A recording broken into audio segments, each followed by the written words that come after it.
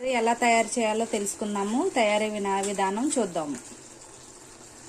Stove on చేసి 2 స్పూన్ల oil వేసుకున్నాను. ఈ మష్రూమ్ కర్రీ ఎలా తయారు చేయాలో తెలుసుకుందాము. ఇది చపాతీల్లోకి కానీ రైస్లోకి కానీ చాలా బాగుంటుంది.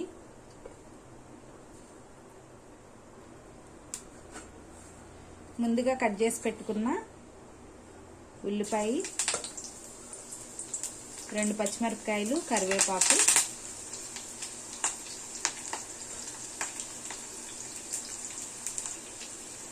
ఇవి చక్కగా ఫ్రై అయ్యే వరకు మనం 2 నిమిషాలు ఫ్రై చేసుకొని, ఇలా ఫ్రై అయిన తర్వాత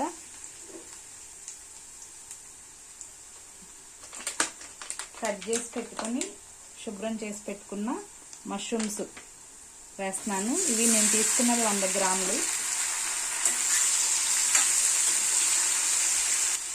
ఇప్పుడు దీనిలో మనం కొద్దిగా పసుపు వేసుకుందాము.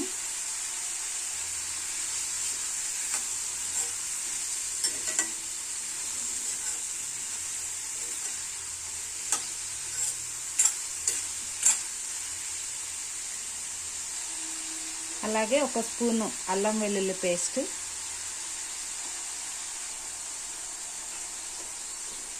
ఉప్పు రుచికి సరిపడా వేసుకోవాలి.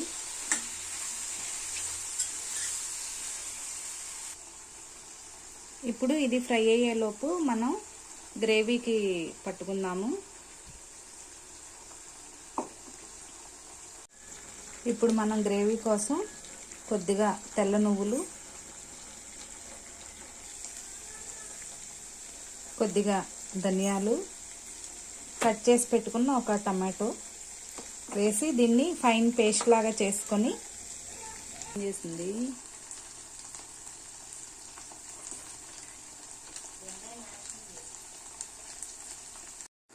అంతేనండి, చాలా సింపుల్గా ఇలా చేసుకోవచ్చు. మీరు కూడా ట్రై చేయండి. మీకు ఎలాగొచ్చిందో కామెంట్ సెక్షన్లో తెలియచేయండి.